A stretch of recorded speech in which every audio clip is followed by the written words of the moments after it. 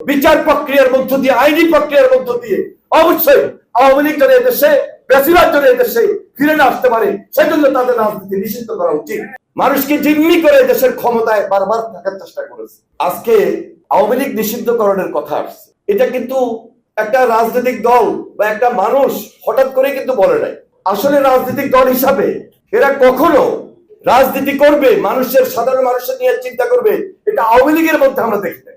স্বাধীনতার পর তারা যেভাবে দুর্নীতি দুঃশাসনে লিপ্ত ছিল, রক্ষী বাহিনীর যে অত্যাচার ছিল, তখনও এই গুম খুন ফ্যাসিস্টের ভূমিকা তারা অবতীর্ণ ছিল।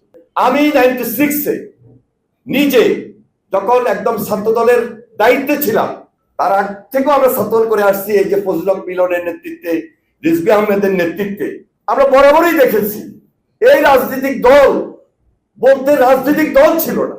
এরা রাজনীতির চর্চা করে নাই। এরা সবসময় রক্তচক্ষু দেখিয়ে মানুষকে জিম্মি করে দেশের ক্ষমতায় বারবার থাকার চেষ্টা করেছে এবং গত 16-17 বছর সেভাবেই ছিল। আর ছিল বলে এরা সবাইকে জিম্মি করে, রাজনৈতিক দলগুলোকেও জিম্মি করেছে।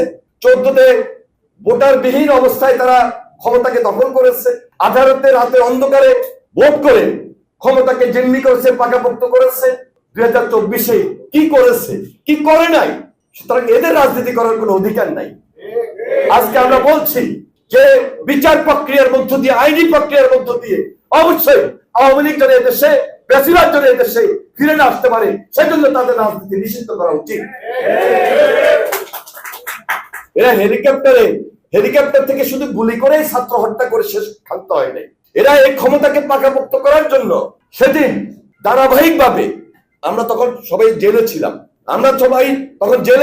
তখনও আমরা জেলখানা থেকে আমরা দেখেছি, ডিবি অফিসে থেকে আমরা দেখেছি যে তাদের ফ্যাসিবাদী শাসন, কর্তৃত্ববাদী শাসন কত ভয়ঙ্কর ছিল। তারা ক্ষমতায় থাকার জন্য প্রশাসনের এমন কোন নির্দেশনা বাকি ছিল না যে ছাত্র হত্যার পরও ক্ষমতাকে পাকাপোক্ত করে রাখার জন্য তারা যেন ক্ষমতাকে পার্মানেন্ট করে, সেজন্য আরো বেশি অত্যাচারের জন্য নির্লক্ষ্য প্রয়োগ করেছিল। আল্লাহর হুকুম পারে নাই। ছাত্র জনতার আন্দোলনের মুখে তারা পালিয়ে গিয়েছে। হয়তোবা আমরা জাহিদকে হারিয়েছি, আমরা ওয়াসিমকে হারিয়েছি।